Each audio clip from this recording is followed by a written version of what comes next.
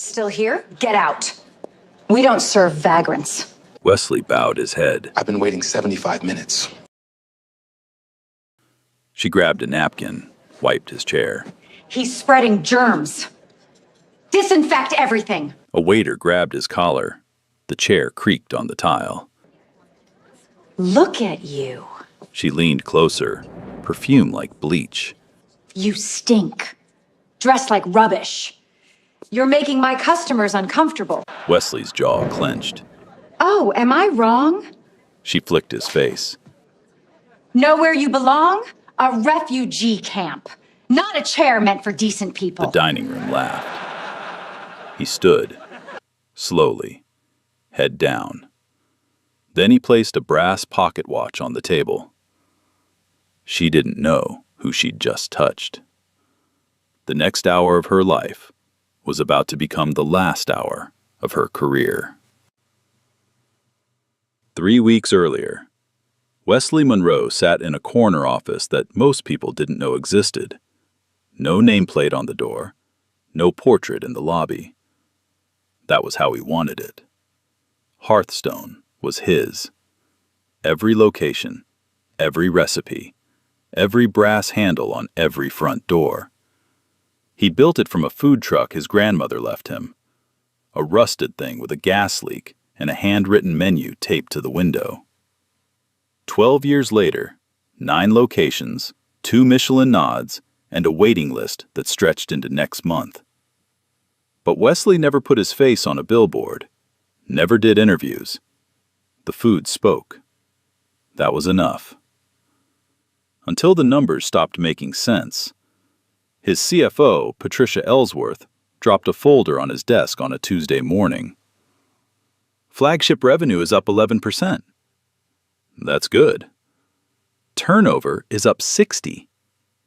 Wesley set down his coffee. 60%? In 8 months, 23 employees gone.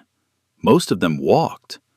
No exit interviews, no complaints on file, just gone. He opened the folder. Names, dates, positions, servers, cooks, bussers, all gone within their first year. Who runs the floor? Eleanor Whitfield, maitre d', hired 14 months ago by Gerald Pierce. Gerald signed off on all of this? Patricia closed the folder. Gerald doesn't sign off on anything anymore. He shows up, stays in the back office, and lets Eleanor run the building. Wesley stared at the list. 23 people who came to work at his restaurant and left without saying why. He picked up his phone and called Gerald. Gerald, it's Wesley Monroe. A pause. A chair creaking. Mr. Monroe, what can I do for you? Flagship turnover, 60% in 8 months. Explain that. It's the labor market, sir. Nobody wants to work anymore. Kids come in, can't handle the pace, they quit. Wesley let the silence sit. 23 people quit the same restaurant in the same year, and nobody filed a single complaint? We run a tight ship. Some people just can't keep up. Send me the floor schedules for the last 6 months. Another pause. Longer this time. I'll have Eleanor pull those together. Don't tell Eleanor. Send them yourself. By Friday. Gerald cleared his throat. Is there a concern I should... By Friday, Gerald. He hung up. Friday came. No schedules. Saturday. Nothing. Sunday morning, Wesley checked his email one more time. Empty. Sunday night, Wesley sat alone in his office, turning his grandmother's pocket watch in his hand. Brass. Heavy. The letter H engraved on the back. Not for Hearthstone. For her. Helen. She'd handed it to him the day she signed over the food truck. "You're going to build something, baby. And when you do, don't ever forget what it feels like to be the one nobody sees." He hadn't forgotten. Monday morning, he called Patricia. "Cancel my week." "All of it?" "All of it. Book a table at Flagship for Thursday night, 8 o'clock, under the name Wells. Don't use my card. Don't mention my name." "You're going in yourself?" "I'm going in as nobody." He hung up, opened his closet, pushed past 3 tailored suits, and pulled out a gray jacket with frayed cuffs. The one he'd worn the day he served his first plate off that truck. He tried it on. The sleeves were too short, the shoulders pulled. It smelled like storage and old rain. Perfect. He dropped the watch into the breast pocket, felt it settle against his chest. Thursday came fast. He parked 2 blocks away, walked the rest, past the brass doors he'd designed himself, and stepped inside like a stranger. The dining room glowed. Crystal above, white linen below, his grandmother's recipes on every plate. A woman stood behind the podium, tall, blonde, smile like a closed gate. She looked at his shoes first, then his jacket, then his face. "Reservation?" "Wells, 8 o'clock. She walked him past every good table in the room, past the window, past the fireplace, past the VIP corner. She stopped at the last table, the one beside the kitchen door, where the heat rolled out in waves and the plates clattered every 9 seconds. "Enjoy your evening." She was already walking away before he sat down. Wesley pulled the pocket watch from his chest, set it on the table, face down so only the H showed. Then he waited. 5 minutes. No menu. 10 minutes. No water. Wesley sat still, hands folded, eyes open. The kitchen door swung behind him every 30 seconds. A blast of heat, the crash of plates, the sharp bark of a line cook calling orders. Each time it swung, the edge caught his chair. Nobody adjusted it. Nobody noticed. At the 15-minute mark, a couple walked in. White, mid-40s. No reservation, he heard them say so. Eleanor's entire body changed. Shoulders back, teeth showing, a voice like warm honey. "Welcome to Hearthstone. Right this way." She walked them past Wesley without a glance, seated them at the window table, the best table in the house, the one with the city skyline pouring through the glass. A server appeared within 40 seconds. Wine list, bread basket, sparkling or still. Wesley raised his hand. The server looked at him, looked at Eleanor, and kept walking. 20 minutes. A busser came by. Young, black, name tag Daniel. He stopped at Wesley's table and set down a glass of water without being asked. "Sorry about the wait, sir. I'll try to get someone over." "Thank you." Daniel nodded and moved on. Fast. Like he knew being caught there would cost him. Eleanor's voice cut across the floor. "Daniel, table 9 needs clearing. Now!" Daniel was already at table 9. It was clean. Wesley could see it from where he sat. 30 minutes. Another couple walked in. Blonde woman, tall man, leather bags. Eleanor practically curtsied. "Your table is ready. We've been expecting you." They hadn't been expecting anyone. Wesley watched her scratch out a name in the reservation book and write theirs in. The ink was still wet.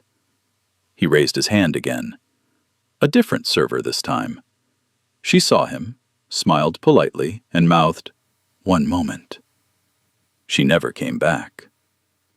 45 minutes. The kitchen door slammed into his chair hard enough to spill the water Daniel had brought. It pooled on the table, ran off the edge, soaked his left sleeve. Nobody came with a towel. Nobody apologized. Nobody saw. He watched Eleanor work the room like a conductor. Every white guest eye contact, small talk, a hand on the shoulder, a warm laugh that seemed rehearsed but landed perfectly every time. Every black or brown face, back of the room. Shorter greeting, faster dismissal. A tone that said, "You're lucky to be here," without saying a word. A black couple near the bar flagged a server 3 times.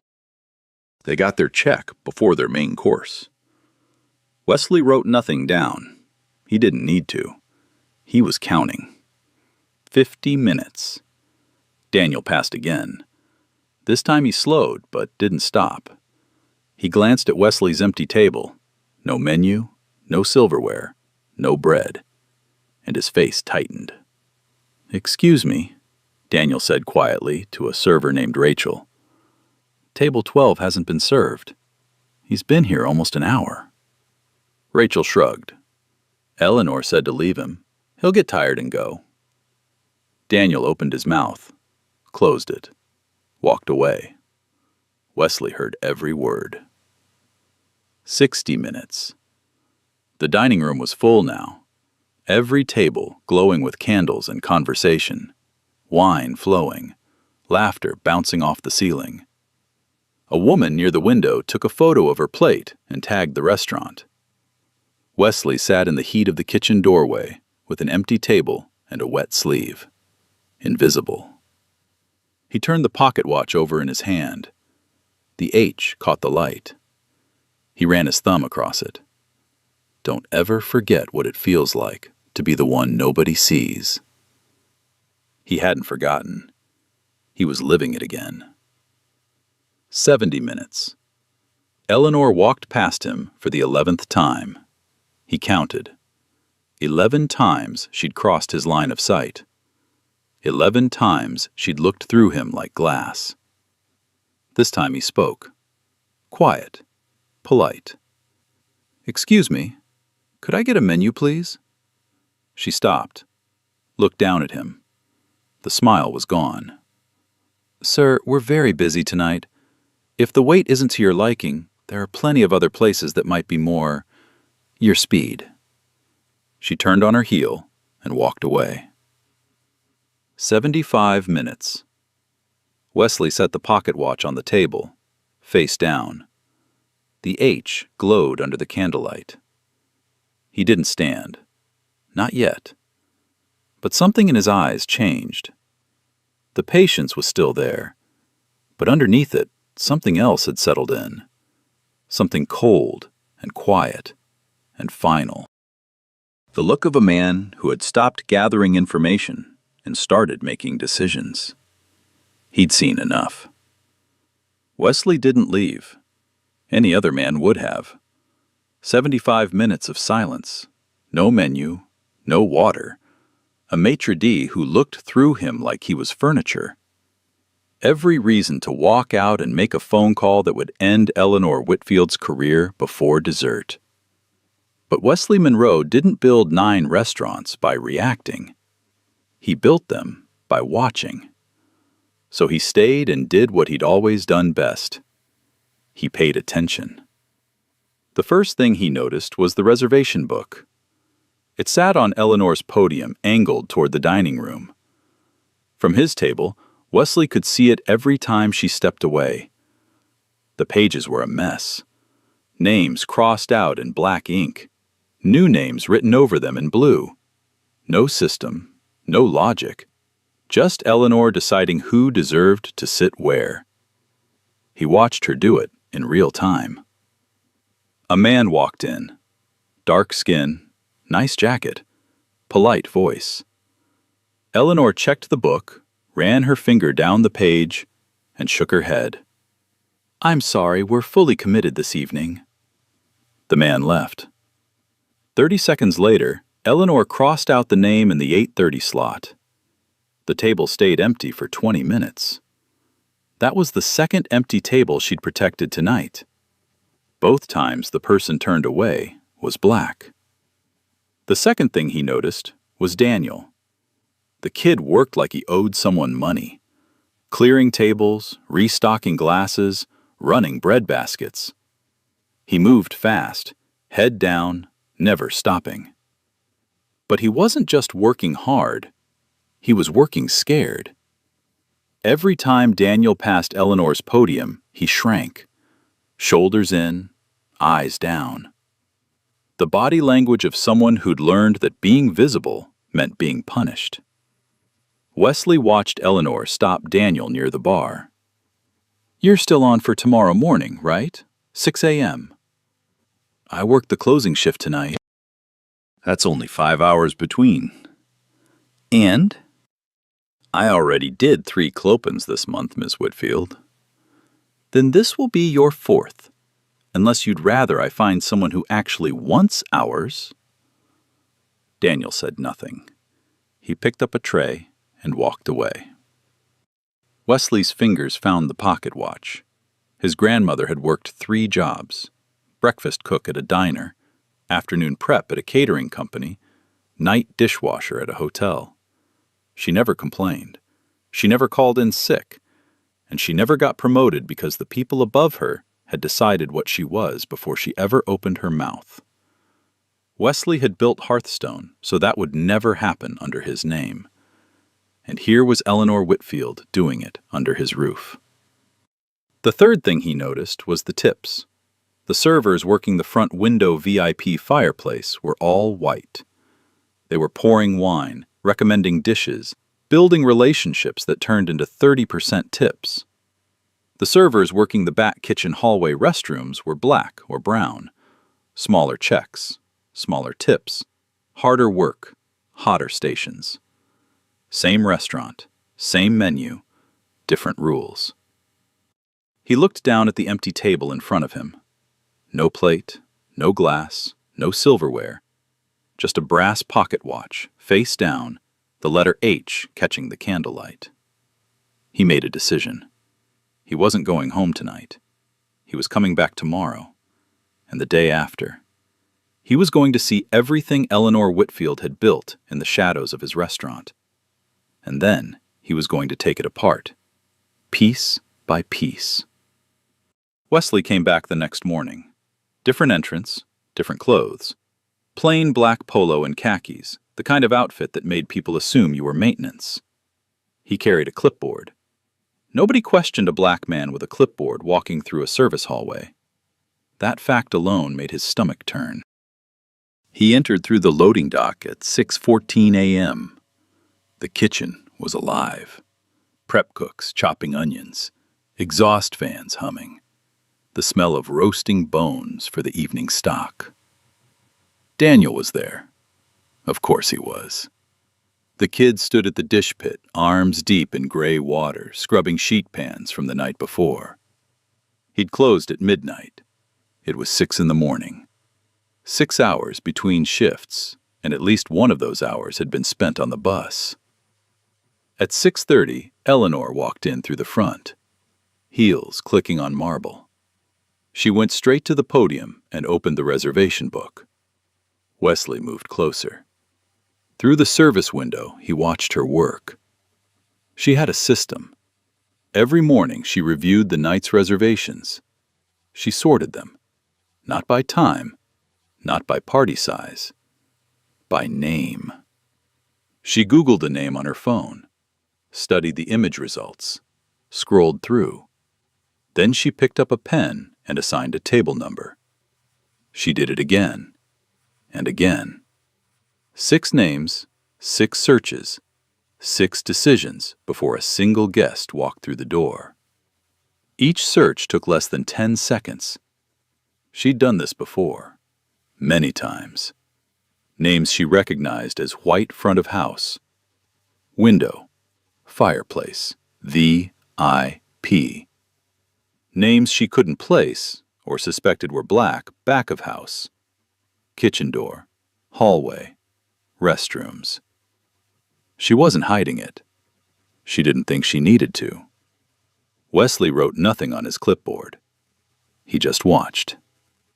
By 10 a.m., Wesley positioned himself near the staff break room, a windowless box with a microwave and a schedule board on the wall. The schedule board told its own story. He studied it for 20 minutes. The pattern was surgical. Opening shifts, 5:30 a.m. to 1 p.m., staffed almost entirely by Black and Latino employees. These were the invisible shifts, hauling deliveries, scrubbing walk-ins, prepping mise en place that the evening team would plate and take credit for. Eigen shifts 4 p.m. to close, staffed almost entirely by white employees. These were the money shifts, full dining room, big checks, bigger tips. The overlap, 1 p.m. to 4 p.m., was where Eleanor kept Daniel, the dead zone. Lunch was slow, tips were thin. 3 hours folding napkins and polishing glasses someone else would carry to the table. 14 front-of-house employees, 8 white, all assigned exclusively to evenings and weekends. 6 black or brown, all assigned exclusively to mornings and the overlap. Not a single crossover. Not once. In 14 months, not a single black server had worked an evening shift. Not a single white server had worked an opening. Same restaurant, same uniform, same name on the paycheck. Different worlds. He photographed the board, moved on. The break room emptied at 10:45. A stack of employee folders sat in an unlocked cabinet beneath the microwave. The kind of sloppy filing that only happens when management stops caring. He opened the first folder. Daniel Brooks. Hired 11 months ago. Starting position, server trainee. Current position, busser. Wesley read that line twice. Daniel had been hired as a server trainee. 11 months later, he was still bussing tables. No evaluation on file. No training completion record. No explanation for why he'd been moved down instead of up. The folder was thin, barely any paperwork. Like nobody had bothered to document his existence. Next folder. Ruth Callahan, white. Hired 8 months ago. Starting position, server trainee. Current position, senior server VIP section. 8 months. Trainee to senior server. Full evening schedule. Top-tier tables. James Thornton, black. Hired 9 months ago. Server trainee. Terminated after 6 weeks. Reason, not a cultural fit. Kendra Williams, black. Hired 7 months ago. Hostess trainee. Terminated after 3 weeks. Reason, scheduling conflicts. Her availability form said 7 days a week. Brian Holloway, black. Bartender. Lasted 4 months. Reason, performance issues. No write-ups, no warnings, no documentation. Wesley closed the cabinet. His hands were steady, but his jaw was tight. 5 black employees. All hired for positions with growth potential. All either demoted, sidelined, or terminated within weeks. 0 documentation. 0 due process. Every white employee hired in the same period promoted, given premium shifts, or both. This wasn't negligence. This was architecture. At noon, Wesley sat at the bar during lunch service. The bartender, Kyle, served him without incident. Lunch was casual. Eleanor wasn't on the floor yet. The atmosphere was different without her. Looser. Friendlier.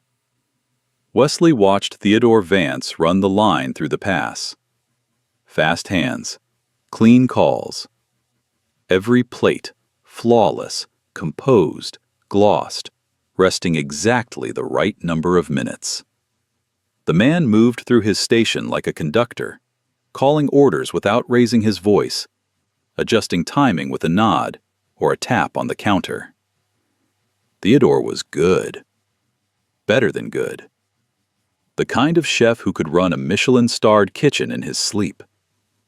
But Theodore never left the kitchen. He never came to the dining room. He never spoke to guests. He never did table visits, standard practice at every other Hearthstone location. "The chef ever come out and say hello?" Wesley asked Kyle. Kyle laughed. "Vance? No way. Eleanor told him to stay in back. She said guests don't want to see kitchen staff walking around the dining room." "Why not?" Kyle shrugged. "I don't know, man. She just said it makes people uncomfortable." Theodore Vance was black. Wesley didn't need Kyle to explain what Eleanor meant. At 2:15, something happened that Wesley hadn't expected.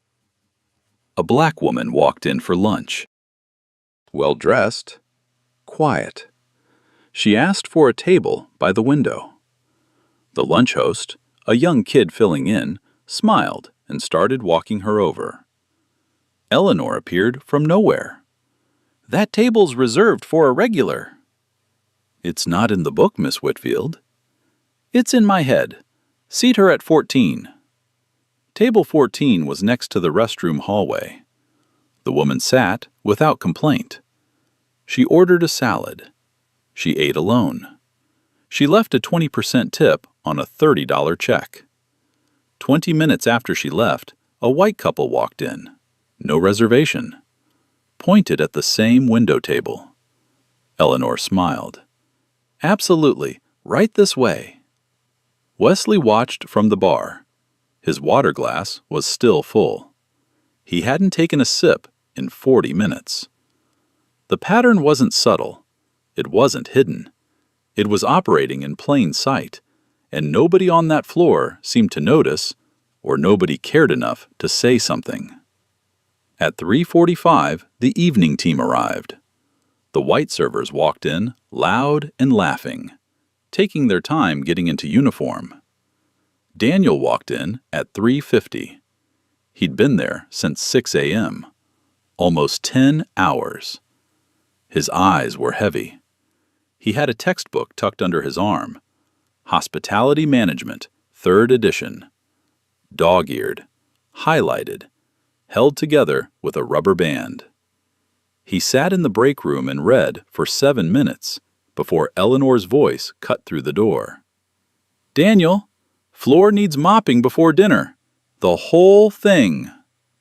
Daniel closed the book, slid it into his locker, picked up the mop. Wesley watched him push that mop across a floor he should have been managing by now. At 5 p.m., the dining room began to fill. A guest flagged Daniel for a drink refill. Daniel grabbed a pitcher. Steady hand.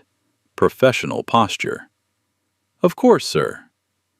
Eleanor appeared behind him. "Daniel, you're bussing, not serving. Put the pitcher down." "He asked me for—" "I don't care what he asked. You bus. Rachel serves." "Know your place." She said it loud enough for the table to hear.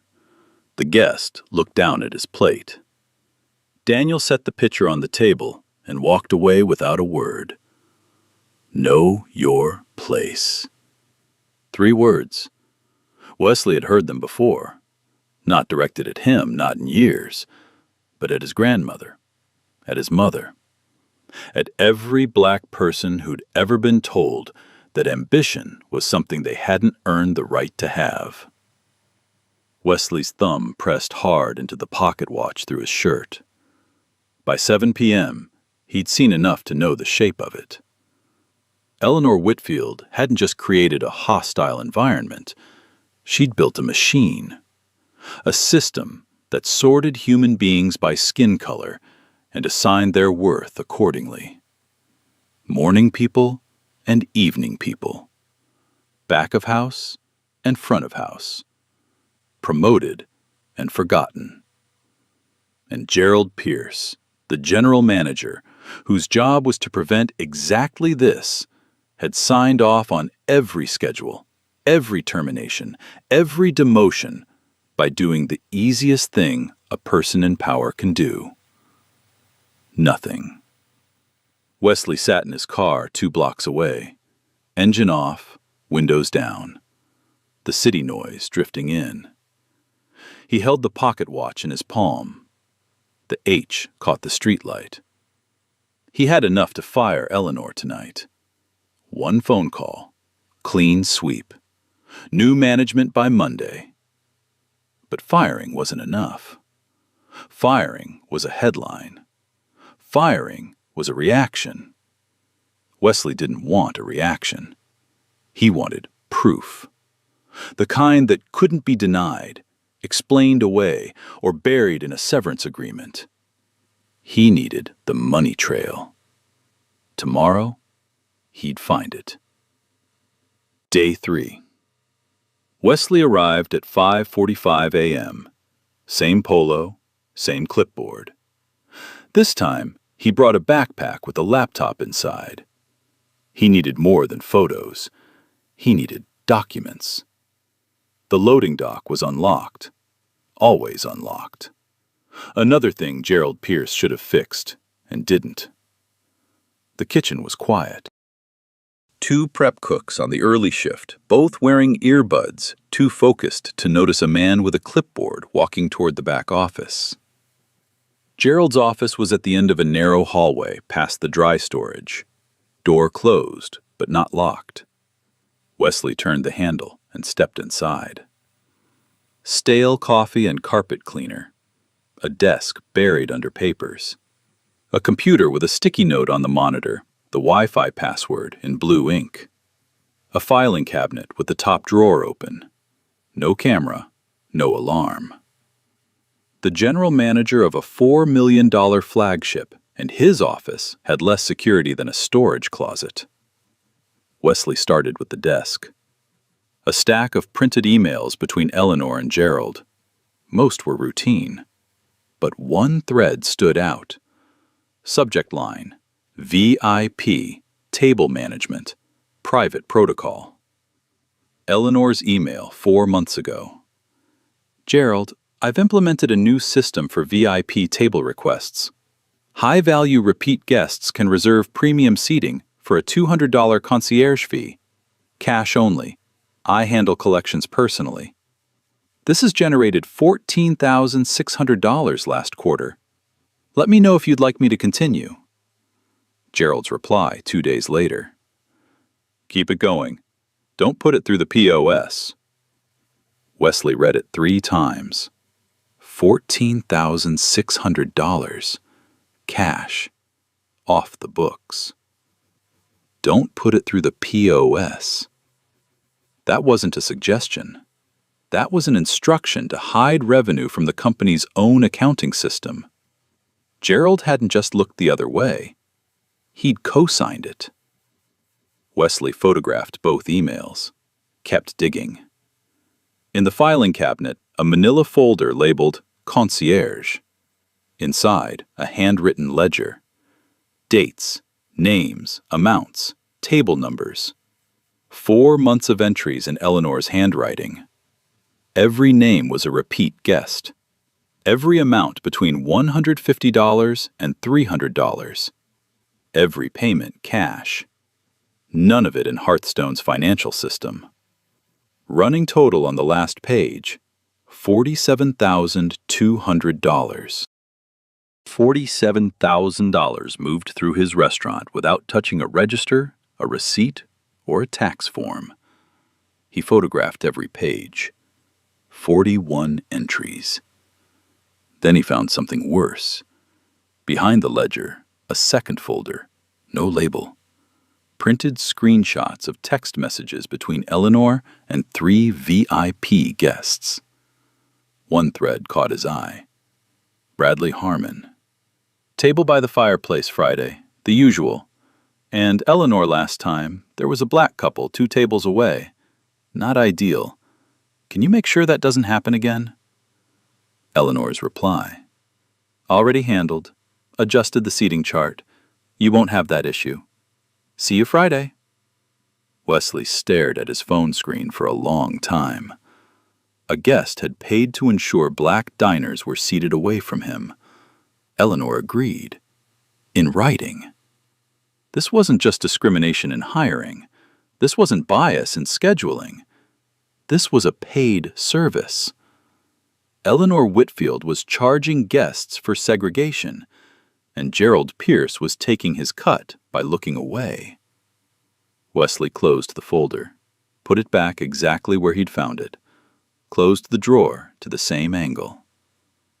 His grandmother had washed dishes in a hotel where black staff ate in the basement and white staff ate in the dining room. That was 1962. This was now. Same system, better lighting. He walked out, closed the door, passed Daniel in the hallway carrying a crate of wine glasses. The kid nodded. Wesley nodded back.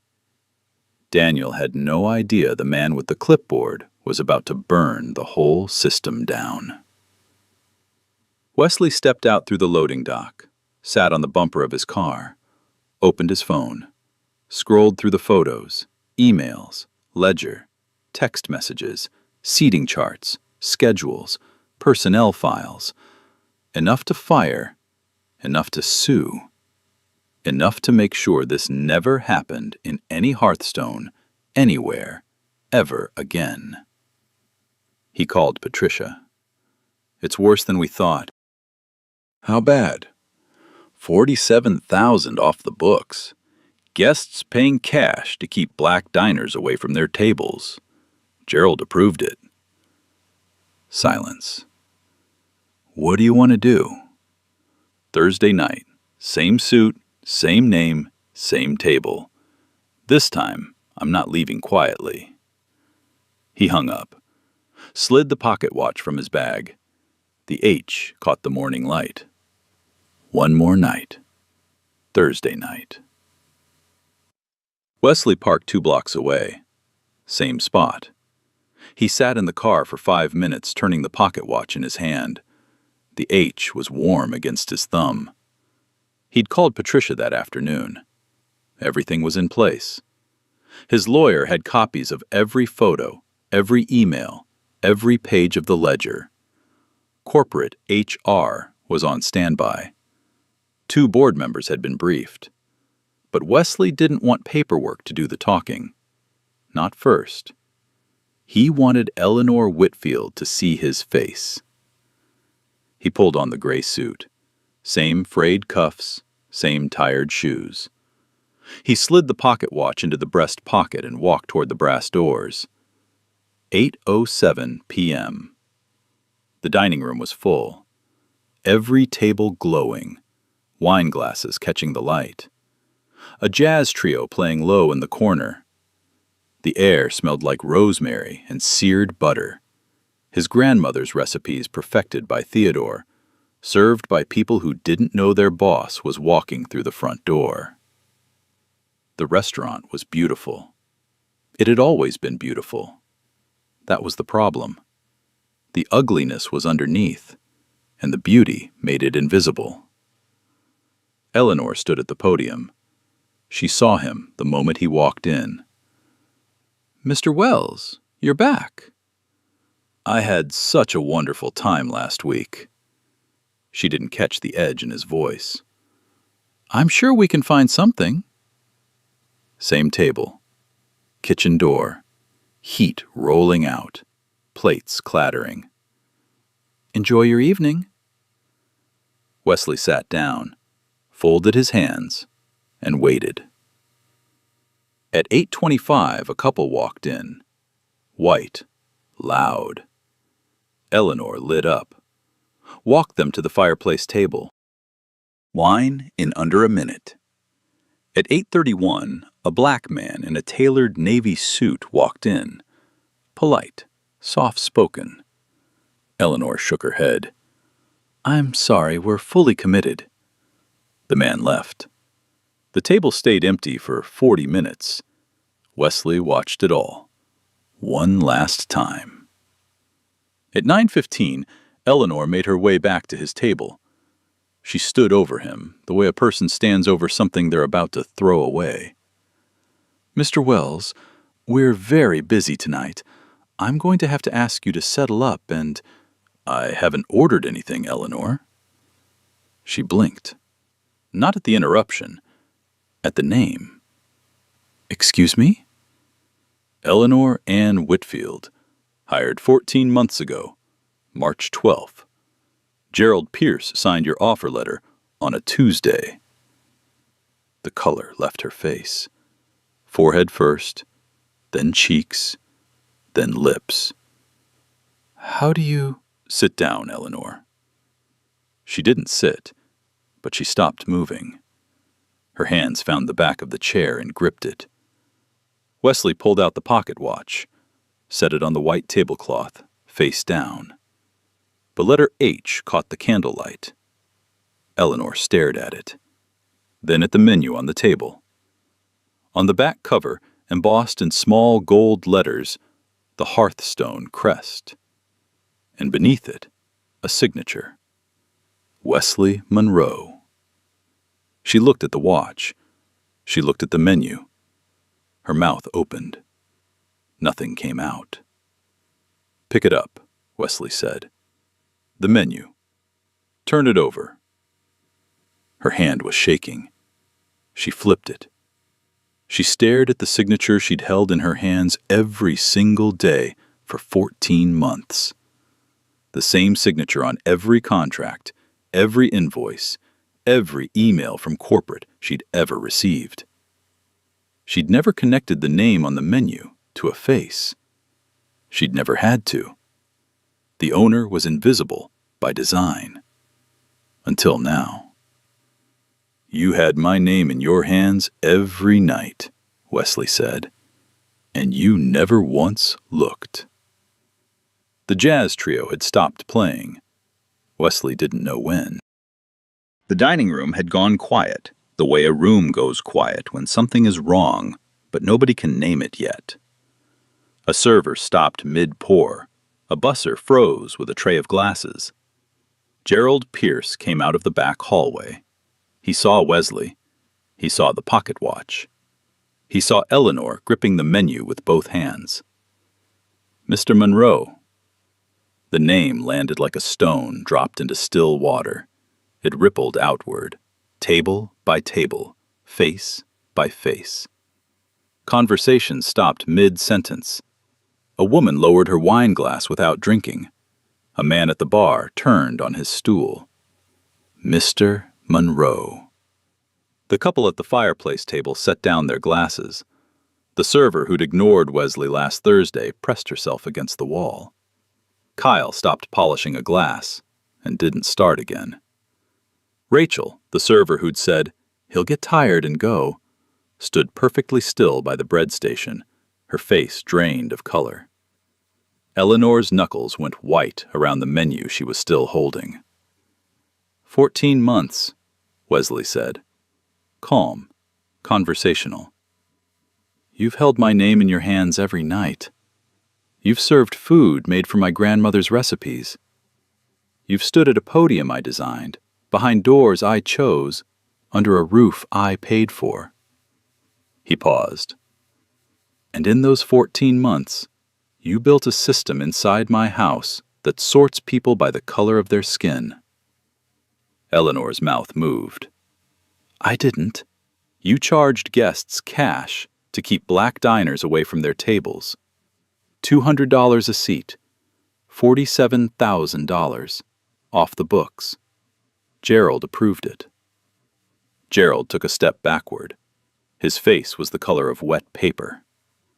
"You demoted Daniel Brooks from server trainee to busser his first week and never filed a single evaluation. You terminated 5 black employees for reasons that don't exist in any document. You told Theodore Vance, the most talented chef in this company, to stay in the kitchen because his face made guests uncomfortable."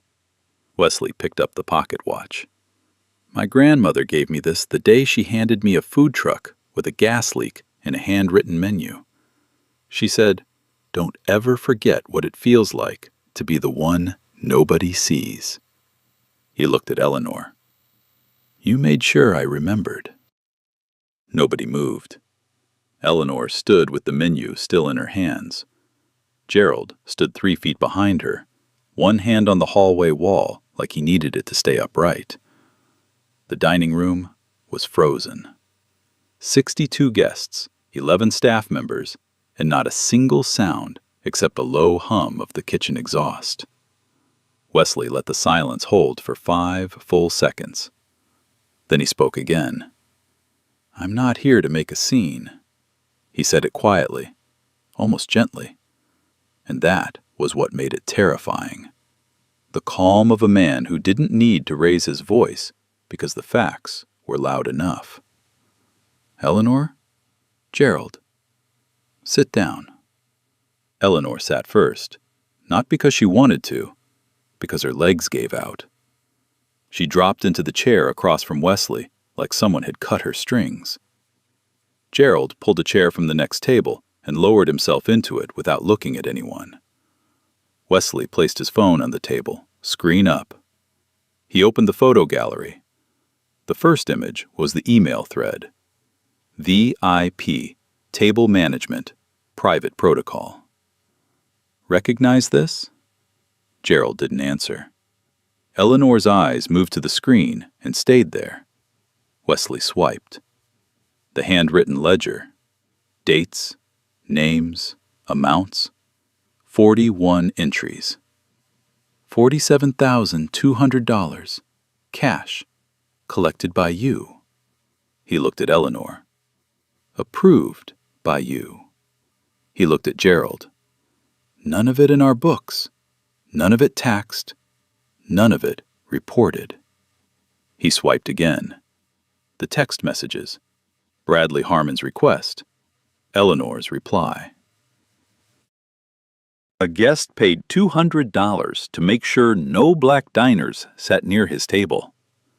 And you wrote back, "Already handled." Eleanor's voice came out thin, cracked. That was one guest, one time. I have 3 guests documented, and 41 transactions. You want to tell me it was one time? She didn't answer. Wesley closed the phone, set it down, folded his hands the same way he'd folded them 7 days ago when she'd seated him by the kitchen door. Here's what's going to happen, and I'm going to say it once. He didn't look at the dining room. He didn't address the guests. He spoke only to Eleanor and Gerald, but every person in the room heard every word. Eleanor, you're suspended effective immediately.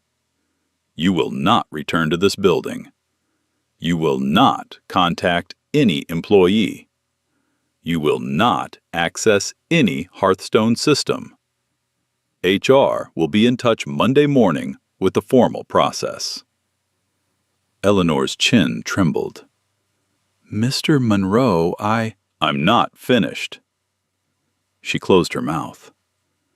Gerald, you approved a private cash collection system that violated company policy, tax law, and basic decency.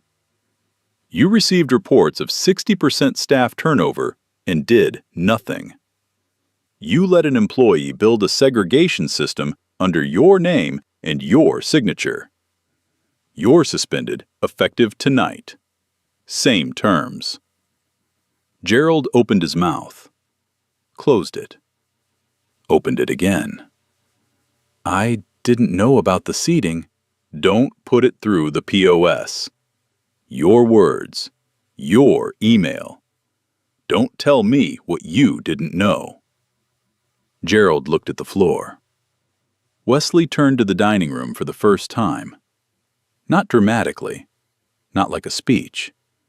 He turned the way you turn to include someone in a conversation. I owe every person in this room an apology. Not for tonight, for the last 14 months. This restaurant carries my family's name, my grandmother's recipes. And for 14 months, it has been run in a way that she would have been ashamed of. He paused. That ends tonight. A woman at the window table set down her napkin. She was crying. Wesley didn't know why. Maybe she'd seen something before and said nothing. Maybe she hadn't. It didn't matter now. Wesley reached into his jacket and pulled out a folded piece of paper. He'd written it that afternoon. 4 changes. Clear, specific, immediate. Effective tomorrow, first seating at every Hearthstone location will follow a blind rotation system. No host, no maitre d', no manager will assign tables based on anything other than availability and party size. Period. He unfolded the paper further. Second, all scheduling will be reviewed by an independent HR auditor every 30 days.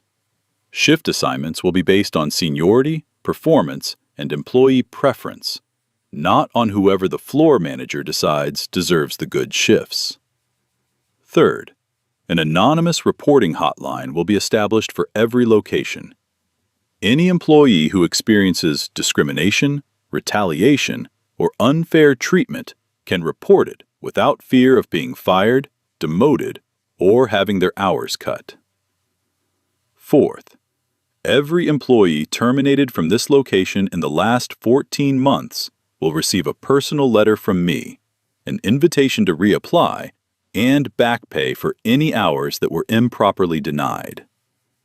He folded the paper and slid it into his pocket. These aren't suggestions, they're policy. Starting now. The room was still. Not frozen anymore. Still. The difference was that frozen meant shock. Still meant listening. Wesley looked at Eleanor one more time. She sat with her hands in her lap, staring at the brass pocket watch on the table between them. You sorted people, Eleanor. You looked at them and decided what they were worth before they ever opened their mouths. You did it to your staff. You did it to your guests. And you did it to me. He picked up the pocket watch. My grandmother spent 40 years being sorted. She never got to sit at the good table. She never got the evening shift. She never got promoted. And she never once stopped showing up. He slid the watch into his breast pocket. I built this restaurant so that no one would ever have to feel what she felt. And you turned it into the exact thing I was trying to fix. He stood. We're done here.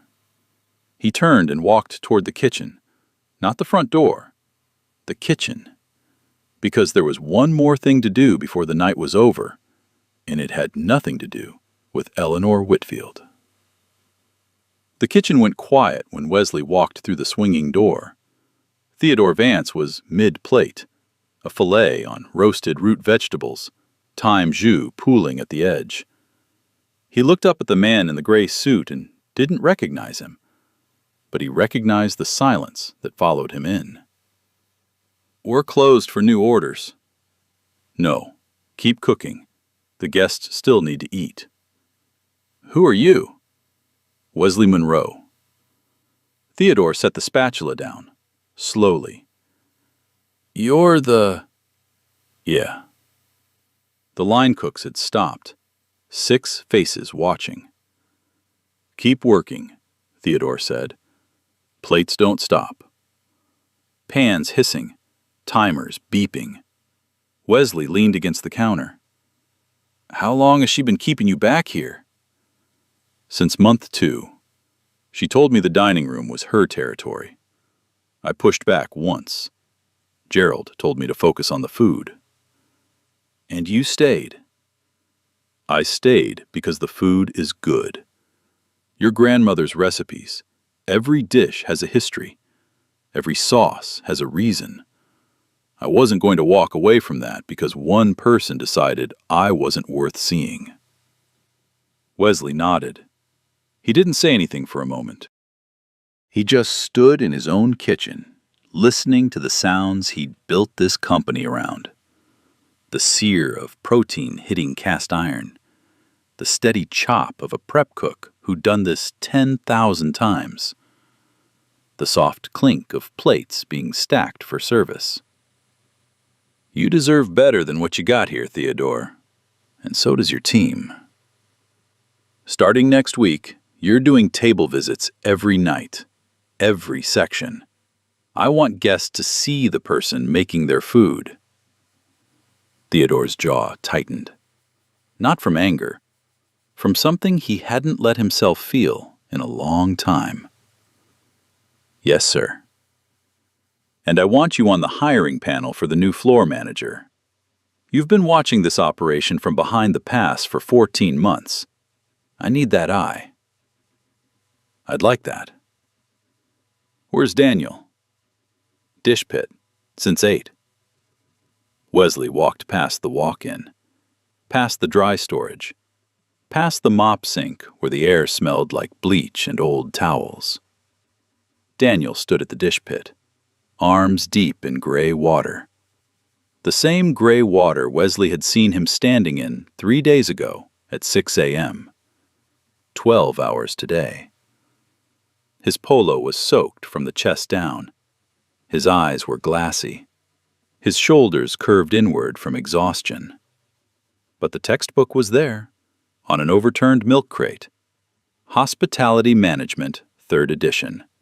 Pages wrinkled from steam. Wesley picked it up.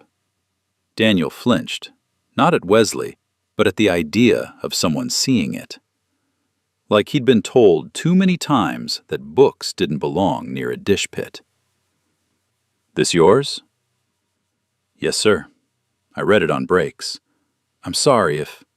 Don't apologize for this. Ever.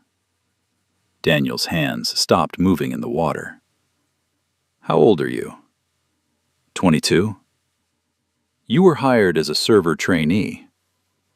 How did you... I know. And I know you've been bussing and washing dishes for 11 months instead. Working clopens. Doing the work of 3 people for the pay of 1. Daniel didn't say anything. His eyes went to the floor. Look at me. Daniel looked up. I'm starting a management training program. 12 months, full tuition, salary while you learn. You rotate through every Hearthstone location kitchen floor purchasing operations. At the end, you're qualified to manage your own restaurant. Daniel's hands came out of the water. He didn't dry them. He just stood there dripping, holding still, like any movement might break whatever was happening. Why me? Wesley held up the textbook. Because you're reading this at a dish pit at 10 o'clock at night after a 12-hour shift. Because you brought water to a stranger everyone else decided to ignore. Because when Eleanor told you to know your place, you picked up a mop and kept going. He set the book back on the crate. Your place isn't back here, Daniel. It never was. Daniel's chin dropped. His shoulders shook once. He pressed his wrist against his eyes, gray water and all, and turned away. Wesley put his hand on Daniel's shoulder for 2 seconds. Then he walked back through the kitchen. Theodore was plating. The line was moving. Eleanor's chair in the dining room was empty. Gerald's, too. The restaurant was still running, but differently now. He pulled out his phone, called Patricia. It's done. All of it? All of it. Send the letters to every terminated employee tomorrow. Call Ruth Callahan first. Full evening schedule. Assistant floor manager. She earned it a long time ago. She just never had anyone in her corner. Anything else? Full report to the board by Monday. And Patricia. Yeah? Thank you for not talking me out of this. She laughed, short, warm. I packed your clipboard myself, Wesley. He hung up. leaned against the hallway wall. Kitchen behind him, dining room ahead. He smiled. The first one in a week. 6 months later. The brass doors of Hearthstone flagship opened at 5 o'clock on a Friday evening. The dining room was full by 6. Same crystal overhead, same white linen, same recipes. But something had changed, and anyone who'd been there before could feel it. The host at the podium was new, young, black. She greeted every guest the same way, eye contact, first name, a real smile. Tables were assigned by a rotation system, displayed on a small screen behind the stand. No book, no guessing, no sorting. Theodore Vance walked the dining room at 7 p.m. White chef's coat, tall, calm. He stopped at a table near the window and explained the braised short rib, his grandmother's technique, layered with Wesley's grandmother's seasoning. The guests listened like they were hearing a secret. One of them asked for a photo. Theodore said yes. At table 6, a woman in a simple dress sat down. No reservation. She was seated in 4 minutes. She ordered the tasting menu. Nobody looked at her shoes. Behind the bar, Ruth Callahan ran the floor. Full schedule, full authority. She moved through the dining room the way Eleanor never did, checking on people because she wanted to, not because she was calculating. And near the front, in a new suit that actually fit, Daniel Brooks stood with a clipboard. Not a mop, a clipboard. Trainee manager. 3 months into the program. 4 locations down, 5 to go. He seated a man in a worn jacket, old shoes, quiet voice. Daniel didn't look at the jacket. He looked at the man. "Welcome to Hearthstone. Right this way." In the lobby, behind a small glass case mounted near the entrance, a brass pocket watch sat on a velvet cushion. Face down, the letter H catching the light. Guests passed it every night. Some stopped. Some read the inscription. Most just felt something shift. A quiet reminder that this room was built by someone who remembered what it felt like to be invisible. Beneath it, a small brass plate. 4 words. For the ones unseen. If this story reminded you of someone, a coworker, a friend, a stranger who deserved better, drop their name in the comments. Share this with someone who needs to hear it. And if you haven't already, subscribe, because stories like Wesley's don't end here.